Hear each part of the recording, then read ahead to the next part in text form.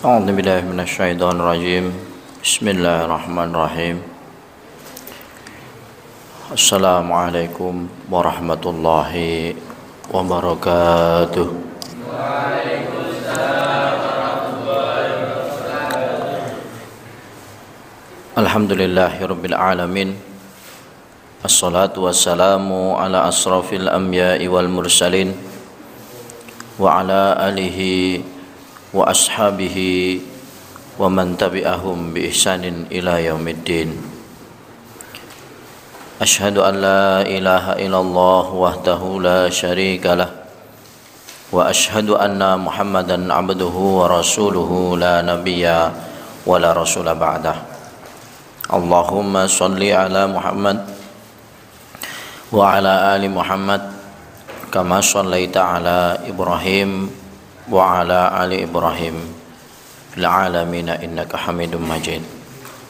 Wa qala Allah ta'ala fil Qur'anil Karim, ya ayyuhal muzammil qumil laila illa qalila nisfahu aw inqus minhu qalila aw zid alaihi warattilil Qur'ana tartila. Wa qala Nabi sallallahu alaihi wasallam, ittaqillaha haitsu ma kunta wa atbi'is sayyi'atal hasanata tamhuha wa khaliqin nas bi khuluqin hasanin. Alhamdulillahirabbil alamin. Jamaah salat maghrib yang insyaallah dimuliakan Allah Subhanahu wa taala. Yang pertama dan yang paling utama, marilah kita senantiasa mengucapkan puji syukur kehadirat Allah Subhanahu wa taala yang telah memberikan kepada kita semuanya nikmat sehat, nikmat sempat, sehingga pada pertemuan kali ini Allah Subhanahu wa taala memberikan kesempatan kepada kita semuanya yang insyaallah semuanya dalam keadaan sehat walafiat. Amin ya rabbal alamin. Yang kedua, sholawat dan salam semoga tetap tercurah kepada baginda Rasulullah Nabi Muhammad sallallahu alaihi wasallam, kepada keluarganya, sahabatnya, dan kepada para tabi'in dan seluruh umat yang mengikuti sunnah-sunnah beliau. Dan kita berdoa kepada Allah Subhanahu wa taala agar kita termasuk menjadi orang-orang pilihan yang senantiasa menjalankan sunnah-sunnah beliau, senantiasa mencintai sunnah-sunnah beliau sampai akhir hayat kita. Amin ya rabbal alamin. Ma'asyiral muslimin, jamaah salat maghrib yang insyaallah dimuliakan Allah Subhanahu wa taala. Sebelum kita pada pembahasan kitab Minhajul Muslim, satu hadis yang luar biasa dari Abu Hurairah radhiyallahu an, dari Nabi sallallahu alaihi wasallam bersabda, iman itu ada 70 lebih atau 60 lebih. Lebihnya ialah antara 3 sampai 9 cabangnya. Maka yang terutama sekali ialah ucapan la ilaha illallah. Sedang yang terendah sekali ialah melemparkan apa-apa yang berbahaya di jalan. Perasaan malu, berbuat keburukan, ya, adalah salah satu cabang dari keimanan. Muttafaqun alaih. Maka sampai kalimat la ilaha illallah, ya, itu sebagai penentu, ya. Bahkan ada yang menyampaikan kalimat la ilaha illallah itu adalah kuncinya surga. Ya, tidak semua orang ketika mau menghadap Allah Subhanahu wa taala, Qul innama ana basyarum mithlukum yuha ilayya annama ilahukum ilahu wahid ila akhir ayat. Ya. Diceritakan bahwa seorang yang akan menghadap kepada Allah Subhanahu wa taala itu didatangi oleh 2 malaikat. Ya. Seperti halnya sebagaimana Rasulullah SAW, ya, tatkala itu sedang sakit parah. Lalu kemudian malaikat Jibril datang ya untuk mencari Rasulullah, yang mengetuk pintu, assalamualaikum gitu kan. Lalu kemudian istri Rasulullah, Ibunda Aisyah, menyampaikan Rasulullah sedang sakit keras ya, datanglah di lain hari ya. Lalu kemudian ditanya lagi, siapa Aisyah yang datang? Aku belum pernah melihat ya Rasulullah ya. Maka Rasulullah diminta, itu adalah malaikat Jibril ya, memberitahu kepada Aisyah, itu adalah malaikat Jibril yang datang ke sini ya. Lalu kemudian diminta Rasulullah, Ibunda Aisyah untuk kembali memanggil. Setelah masuk gitu kan, lalu disampaikan, assalamualaikum ya Rasulullah. Waalaikumsalam wahai malaikat Jibril gitu kan. Kemudian ditanya, kenapa engkau datang sendirian wahai malaikat ya Jibril? Mana Israel? Ya, malu. Ya, Israel dikatakan oleh malaikat Jibril tidak mau turun ke langit dunia, Pak. Karena apa? Ya, tidak tega melakukan tugas. Ya, ini berdasarkan sebuah hadis itu disampaikan bahwa inilah tugas yang ingin dijalankan dengan berat oleh malaikat Israel, yaitu mencabut nyawa. Ya, sebagaimana dalam hadis, dia adalah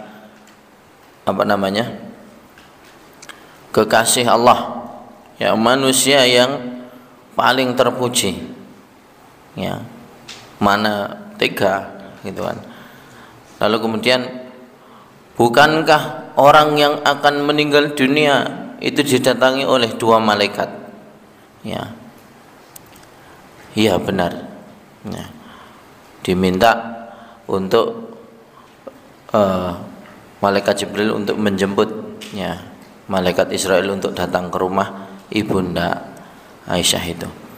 Lalu bergegaslah datang ya, dan datang mengucapkan ya assalamualaikum. Waalaikumsalam ya. Dijawablah oleh Rasulullah SAW dengan suara yang lirih ya. Lalulah malaikat Israel menyampaikan, kalau seandainya ya engkau wahai Rasulullah saat ini belum bersedia ya untuk dicabut ya, maka aku akan kembali kepada Allah Subhanahu wa taala untuk menyampaikan hal ini. Ya, begitu juga dengan malaikat Jibril. Ya, tidak ya laksanakan perintah Allah. Ya. Barulah itu kan, kisah ini terkenal sekali. Malaikat Jibril ya, saat malaikat Israel menjalankan tugasnya ya, tidak berani ya membelakangi, tidak berani melihat, karena tahu ya sebagaimana tugas malaikat Israel yakni mencabut nyawa, wa kekasih Allah Subhanahu wa taala ya akan dipanggil oleh Allah Subhanahu wa taala. Ya, ma'asyiral muslimin rahimakumullah. Berapa umur kita?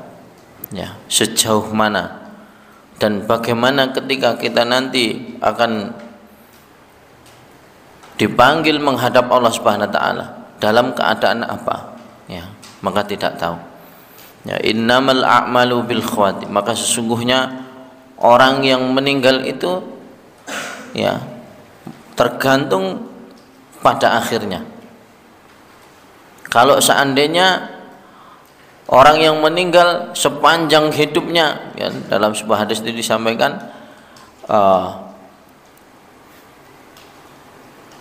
selama hidupnya dia melakukan amalan-amalan surga, ibadahnya, lalu kemudian baca Qur'annya, sholat tahajudnya ya, sehingga jarak antara beliau ya dengan surga tinggal satu jengkal. Ya, tapi Allah Subhanahu wa taala menakdirkan hal yang berbeda, ya.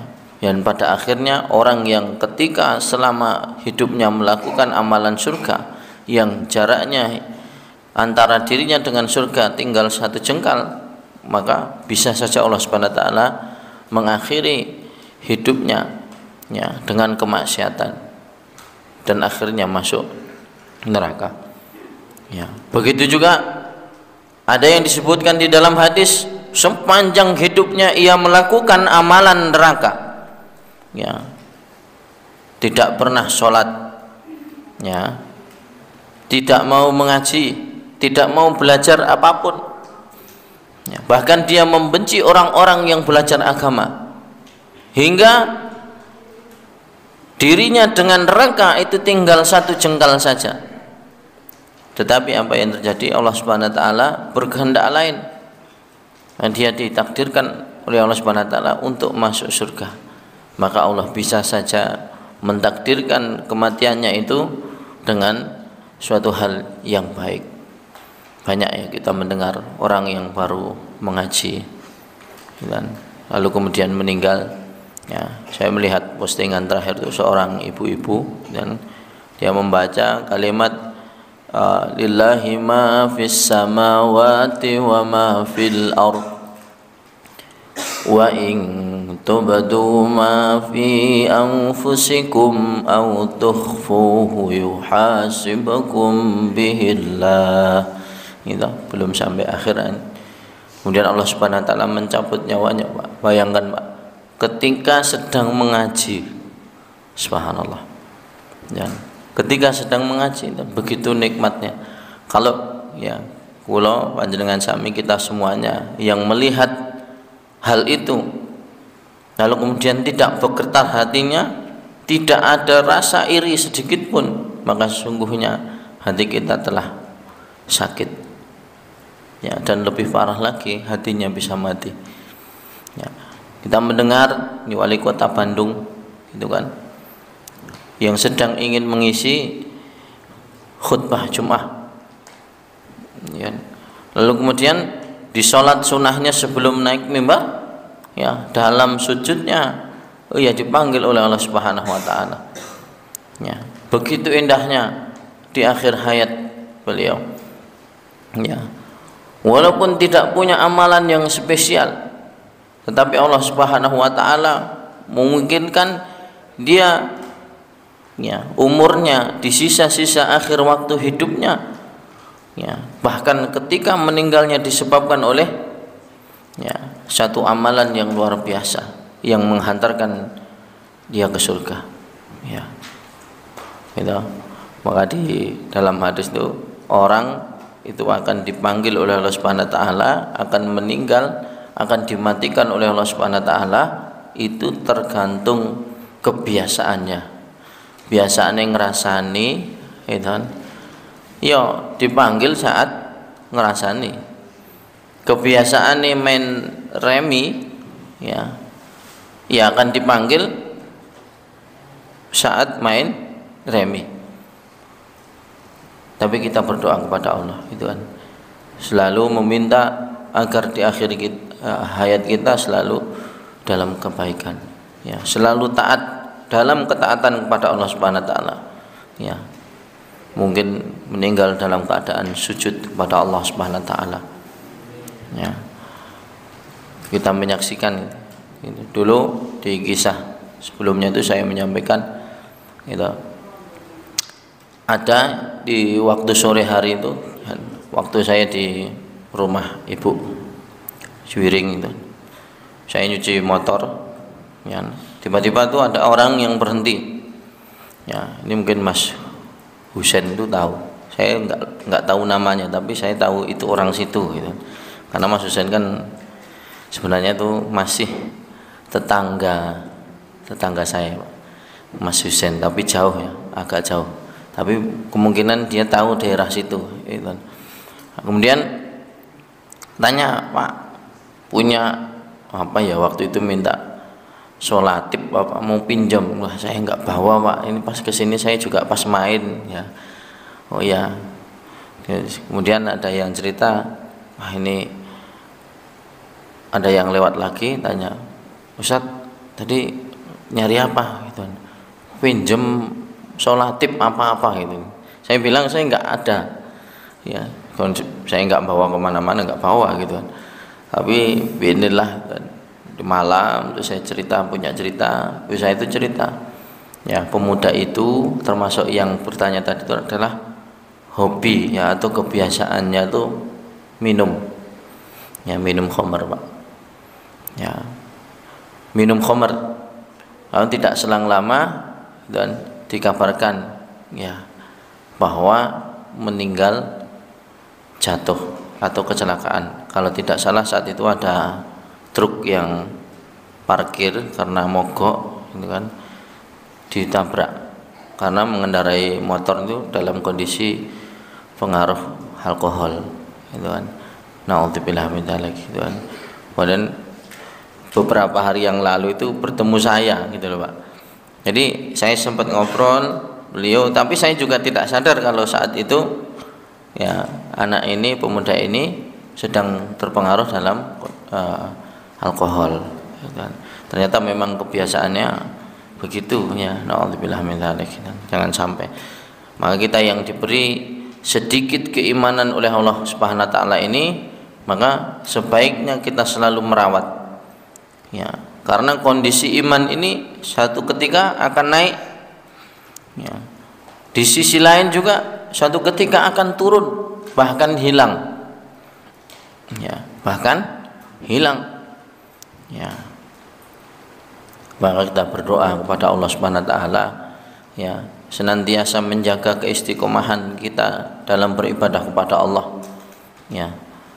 Terus yang menjadi salah satu obat itu hanya satu, yaitu Al-Qur'an. Wa nunazzilu minal Qur'an ma huwa shifaa'un wa rahmatul lil mu'minin wa la yazidudz zalimina illa khasara ya. Itu termasuk juga ayat pilihan ruqyah ya. Jadi ma'asyiral muslimin rahimakumullah, kalau sering kita baca, maka kita selalu akan ingat bahwa sesungguhnya Al-Quran yang kita baca, Al-Quran yang kita hafal ya, sampai berhenti di ayat manapun, maka sesungguhnya itu nanti akan menjadi hujah. Saat kita nanti kesulitan, maka dia akan datang ya, aku dahulu ya yang menyebabkan kamu ya bangun di larut malam ya.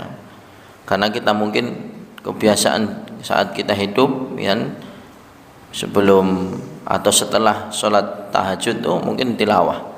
Saya punya suatu kenalan, dia adalah seorang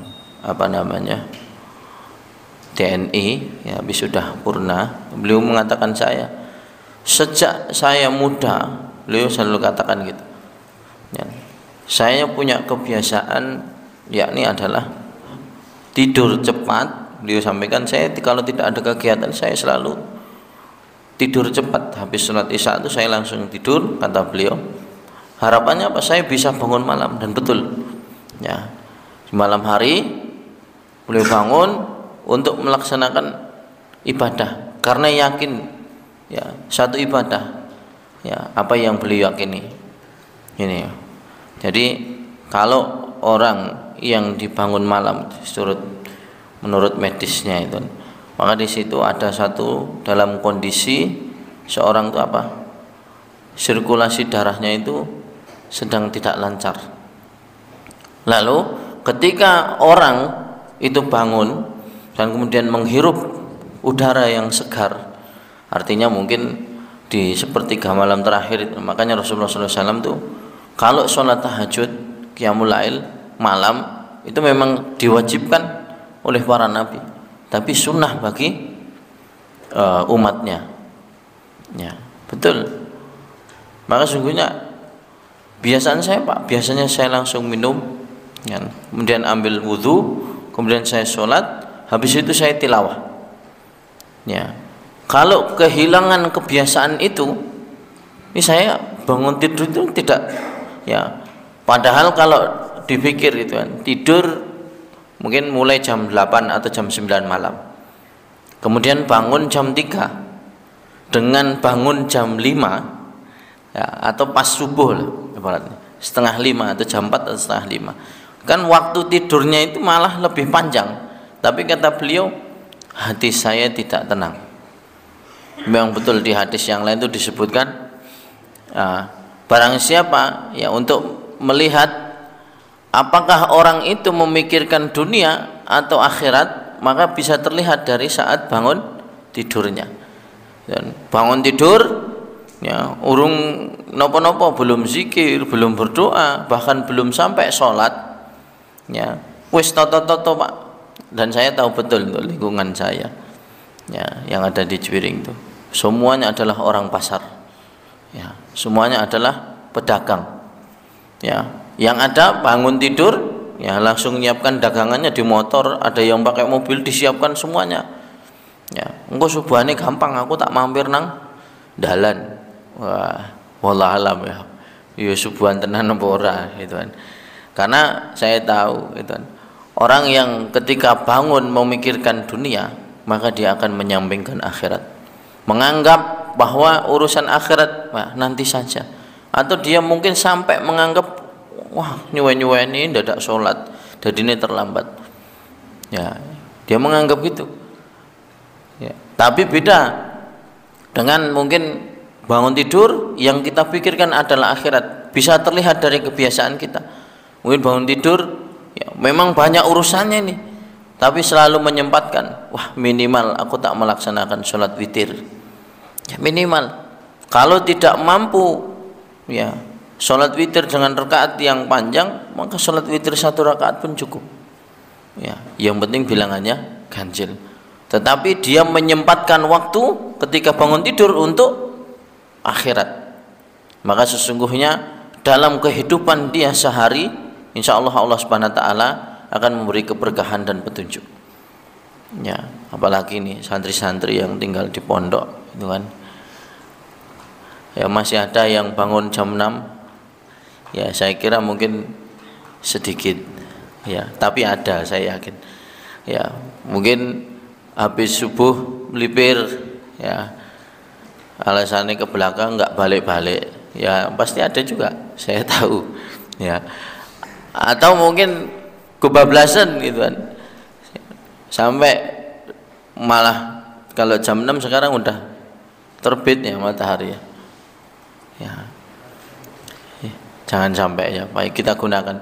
Kalau kita ini sedang tinggal di pondok ya, dan ibadah-ibadah sunnah, ibadah-ibadah wajibnya ketinggalan, bagaimana nanti ketika antum tinggal di luar yang tantangan kehidupannya lebih keras.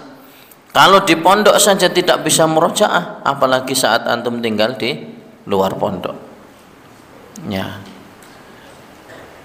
Kalau di pondok saja tidak bisa menghafal, apalagi tinggal di luar pondok. Saya yakin lebih berantakan ya. Tapi tidak semuanya ya. Ini saya punya jamaah tahsin tuh semangat Pak ya, ada one week one juz. Mereka sangat antusias ya. Saya baru nge-share nih Pak 1 jam yang lalu. Oke, jadwal tanggal berapa hari ini? Kamis 22 September 2022. Ini adalah juz sekian. Ya, berarti ada 30 peserta di dalam kelompok itu. Ya, 1 jam yang lalu saya share. Ya, biasanya setiap hari Jumat biasanya kita share. Ya, 1 jam kemudian itu sudah ada yang selesai. Ya, padahal tinggal di luar, kerja di luar, itu kan, punya keluarga juga di sana. Cuma bayangkan ya, kadang-kadang saya itu hari Selasa, tadi Jumat, Sabtu, Ahad, Senin, Selasa, Rabu, kadang Rabu atau Kamisnya pernah saya. Nah, ini yang belum saya sendiri karena saya membagi.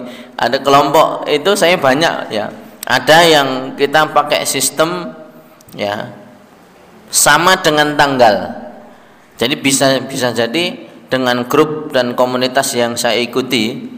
Dan ada juga yang bikin peraturan gini, kalau hari itu tanggal 22 maka tilawahnya adalah juz 22. Bagi sing penak sing 1 bulannya hanya 28 hari. Wah, dengan ya, pokoknya harus ada yang dirapel itu gitu kan. Ada juga yang dengan sistem tadi, pokoknya setiap satu pekan ya baca satu juz, kemudian di pekan berikutnya sudah ganti lagi. Ya berarti kalau hari ini juz 1, besok juz 2, ya satu pekan kemudian juz 3, satu pekan kemudian, ya nanti pada akhirnya juga akan khatam. Dan ini sangat terpicu, ya memacu kita untuk lebih semangat. Karena apa? Melihat, ya jadi yang ketika kita melihat HP itu kan, yang kita lihat adalah juga motivasi. Ya sekarang saya melihat tuh dari anak-anak, ya banyak yang sebenarnya mereka tidak begitu penting untuk mengoperasikan HP, ya tetapi ketika mereka punya, dan nanti saya isi kajian Ustaz, yang lebih dibuka WhatsApp-nya atau kajiannya, atau bahkan kitab, ya sekarang tuh aplikasi itu banyak kitab di sana.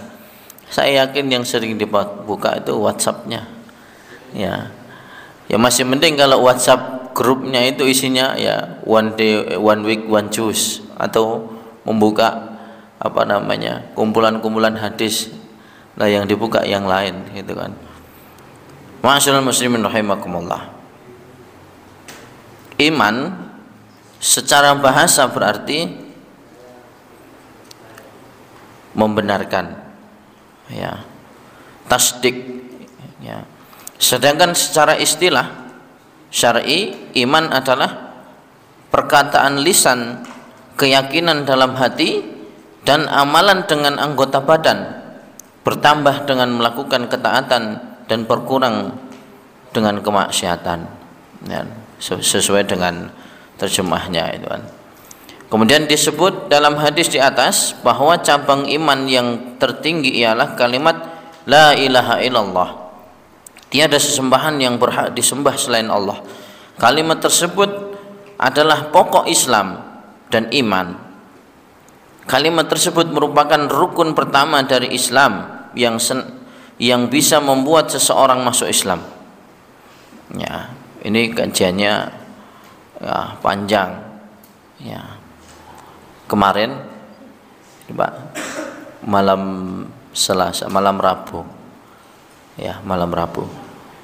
Itu ada orang yang minta diruqyah. Saya tanya, apa kasusnya?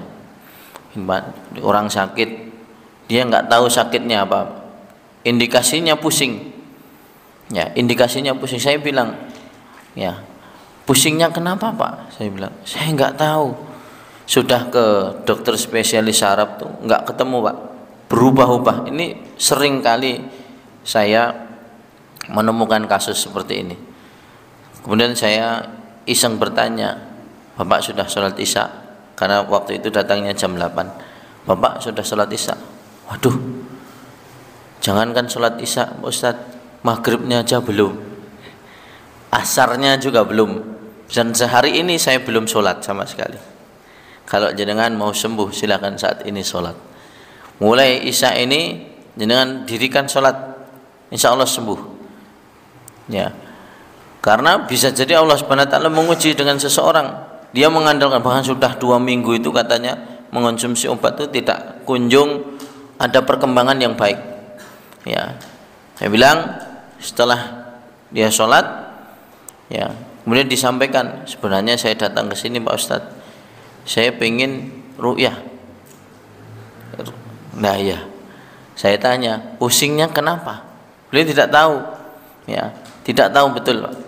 Ya, satu kali indikasinya adalah saya tanya, mungkin panjenengan pernah nggak bermimpi buruk? Hati-hati ya, ini hadis Rasulullah disampaikan, orang yang ketika kita mimpi buruk, ya, bangun tidur kemudian berdoa kepada Allah Subhanahu wa taala, ya meniupkan atau membuang air liur dengan tiupan, ya bukan air liur yang sebenarnya, ke sebelah kiri 3 kali. Ya, kemudian salah satu larangannya adalah tidak boleh menceritakan mimpi buruknya itu kepada orang lain, kecuali untuk mencari apa namanya kebaikan, untuk mencari petunjuk, ya konsultasi misalnya, kenapa kok saya setiap hari mimpi seperti ini Pak Ustadz? Saya tanya, betul. Apakah jenengan sering mimpi buruk? Saya tanya gitu. Iya Pak. Ya, katanya dikejar dengan ular yang besar. Ya, dan akhirnya dimakan juga katanya sampai ular itu. Dikejar babi. Ya. Dikejar babi, betul. Kemudian dikejar seperti macan tapi besar sekali. Setiap malam tidur itu seperti itu. Makanya ini santri-santri ya dan jamaah sekalian yang punya ya ciri-ciri sama seperti itu, mimpi buruknya seperti itu, atau kita mungkin sedang di kolam dan melihat ikan besar ya ingin memakan atau mengejar-ngejar kita, maka sesungguhnya mimpi yang seperti itu adalah dari syaitan ya, dan itu adalah sebuah indikasi. Saya bilang ya, karena saya di pondok itu saya menyediakan Pak 1 galon khusus ya, itu yang sudah diruqyah 30 juz. Jadi kita bacakan langsung ya, ada tim kita bacakan langsung 30 juz dan kita niatkan air itu untuk air ruqyah kita bersama. Biasanya santri-santri saya biasakan gitu.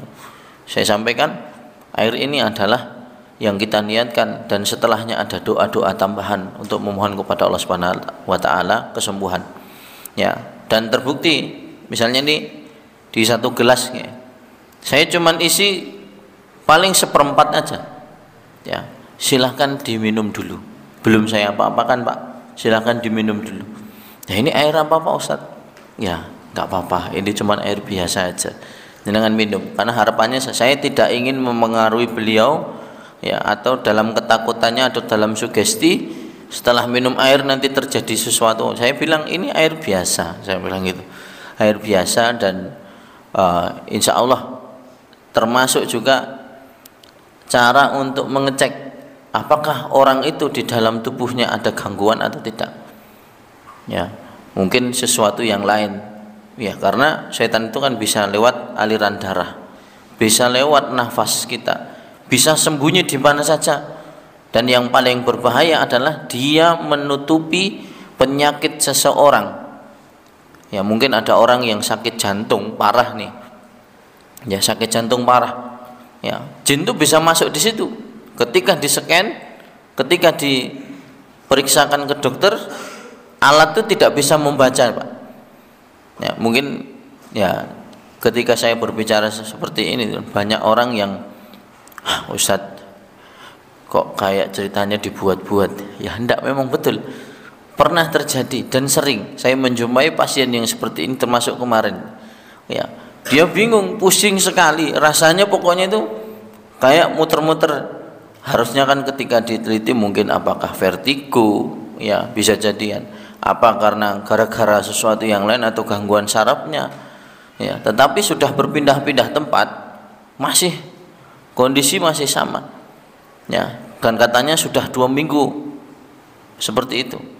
Saya sampaikan ya, bismillah ya, dengan air ruqyah itu terindikasi. Apa yang terjadi Pak? Setelah minum ya, tidak ada 10 detik lah setelah itu dia langsung mual-mual. Kok saya jadi mual nih? Saya ingin muntah. Ya, saya kasih plastik, kalau mau muntah silahkan muntah. Loh, ini air apa Pak Ustadz? Dan jangan merasakan itu air apa?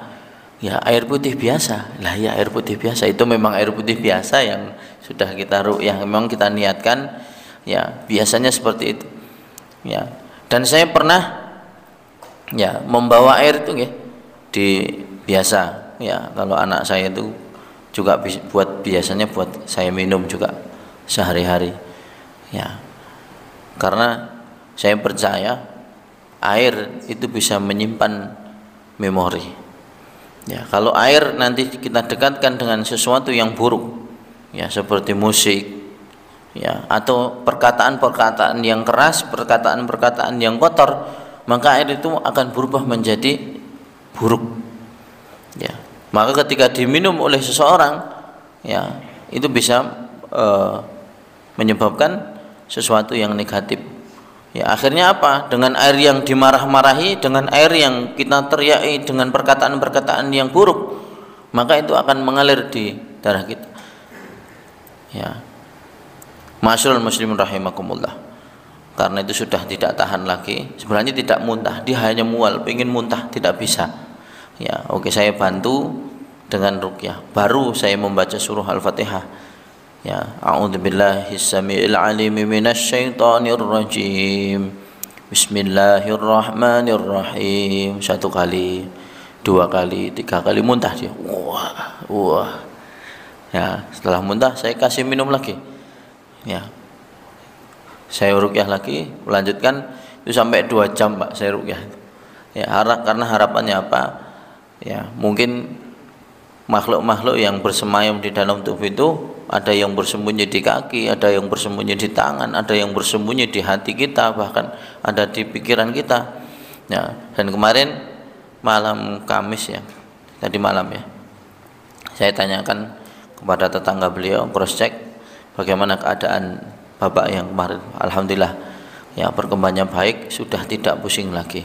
Terus saya mintakan beliau, setelah ini saya pesankan lagi, mohon diperiksakan ke medis ya, karena bisa jadi itu hanya hilang sementara, dan kalau memang penyebabnya betul karena medis, penyebabnya betul karena penyakit yang sifatnya dari tubuh kita, mungkin gara-gara sarafnya, atau gara-gara vertigo, atau gara-gara ada sel darah yang tidak jalan lancar ya, itu nanti harapannya akan ketahuan ya. Yang kemarin di Karanganyar itu juga seperti itu, Pak. Sudah malah 1 tahun itu pusing ya, mobilnya dijual, usahanya menurun omsetnya, gara-gara apa? Ngobati sakit ya, ke Muwardi ya, ke rumah sakit Dr. Un, ke Jogja ya, bahkan sampai terapi, semua terapi, Pak ya. Bahkan saya pas ke sana itu kondisinya memprihatinkan, Pak. Duduk ini aja tidak betah, jadi dia inginnya tuh kepalanya diselonjorke, tiduran ya, kayaknya juga tidak sakit tadi. Jumat malam ya, Jumat malam saya ke sana. Nah, berangkat dari sini maghrib ya, pada maghrib itu saya berangkat ke sana, sampai sana habis isya, hujan, Pak, posisinya itu. Ya, saya ruqyah. Ya, reaksinya sedikit. Tapi dia bilang, saya pesan nanti atau besok mohon diperiksakan ke dokter. Dan apa yang terjadi? Ya, muncul katanya itu ada kanker di hidungnya sini, Pak. Ya, jadi setelah diruqyah itu muncul. Nah, alhamdulillah itu juga dengan atas izin Allah Subhanahu wa taala, karena penyakitnya itu sudah ketahuan, akhirnya ditindak dokter ya, dengan operasi dan sebagainya. Alhamdulillah sembuh. Ya, alhamdulillah sembuh. Ya, ini semuanya atas izin Allah. Ya. Jamaah rahimakumullah, menginjak di pembahasan kita ya, kitab Minhajul Muslim ya. Mungkin ada yang teringat nih kemarin pasal yang ke-6 tentang khuf ya, syarat-syarat mengusap. Saya mengulang sedikit ya, ada beberapa syarat dalam mengusap kedua khuf, dan yang semakna dengannya ditentukan dengan syarat-syarat, yaitu yang pertama adalah memakai kedua khufnya dalam keadaan suci. Jadi kondisi saat memakai itu sudah dalam keadaan suci. Berdasarkan sabda Rasulullah kepada Mughirah bin Syu'bah ketika dia hendak melepaskan sepatu Nabi untuk membersihkan kedua kaki beliau ketika beliau sedang berwudu, maka saat itu Rasulullah SAW bersabda, biarkan keduanya, karena aku memakai keduanya itu dalam keadaan suci ya, dalam keadaan suci. Kemudian poin yang kedua, khuf tersebut dapat menutupi bagian kaki yang wajib dibasuh ya. Jadi ini dalam konteksnya adalah mungkin kenapa orang itu memakai khuf ya, mungkin kondisinya cuacanya dingin, bisa jadi, atau dalam kondisi perang ya, atau dalam kondisi Kalau khuf itu kan gandengannya perban, bisa di apa ya namanya ya? Ya mungkin sedang di perban atau dalam kondisi sakit, itu juga bisa termasuk. Ya, maka ma'asyiral muslimin rahimakumullah, ya, khuf tersebut tebal sehingga kulit kakinya tidak terlihat dari bawah. Ya, kalau dibilang itu kaos kaki, ya bukan kaos kaki, hanya orang kadang-kadang ya mempermudah saja itu kan. Sesuai dengan batas waktu mengusap khuf, ya kemarin kelihatannya sudah sampai sini ya.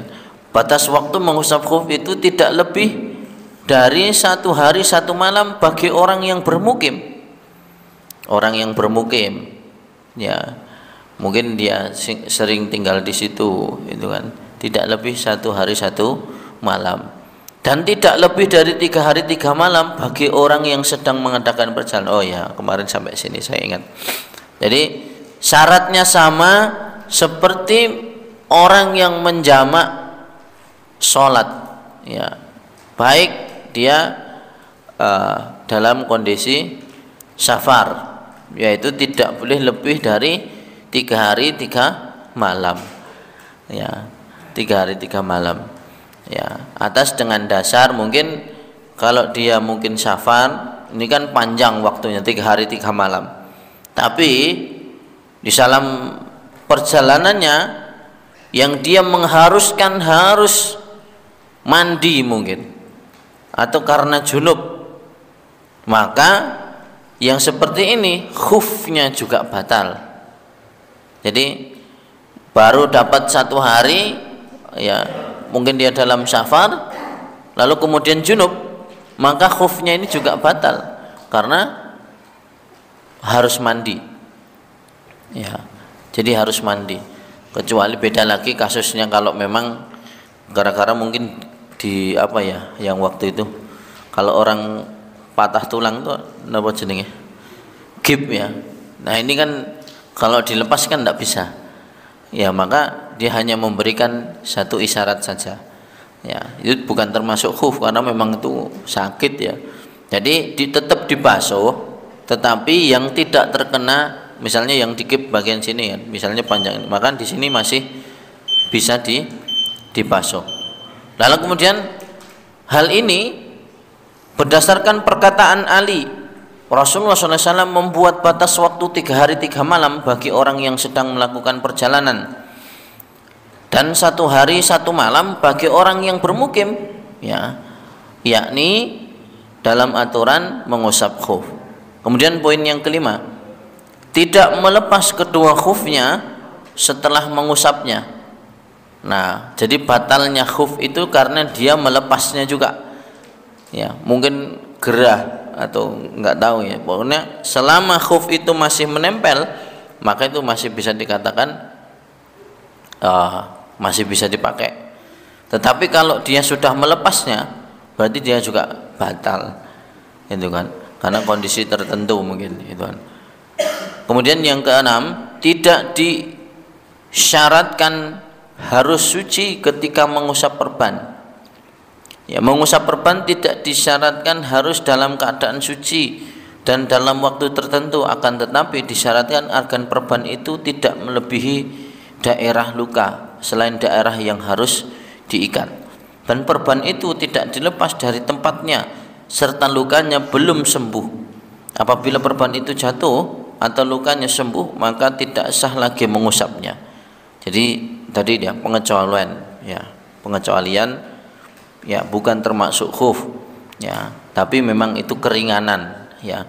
Boleh mengusap surban, ya, catatan, boleh mengusap surban kepala karena bahaya dingin atau dalam perjalanan. Hal ini berdasarkan riwayat Imam Muslim, ya, bahwasanya Nabi SAW pernah berwudu dalam perjalanannya, lalu beliau mengusap ubun-ubunnya dengan surbannya, ya. Akan tetapi kebolehan mengusap surban tersebut harus disertai dengan mengusap sebagian ubun-ubun, ya, sebagaimana disebutkan dalam hadis, ya, Tidak ada perbedaan antara laki-laki dan perempuan dalam mengusap khuf, perban dan sejenisnya.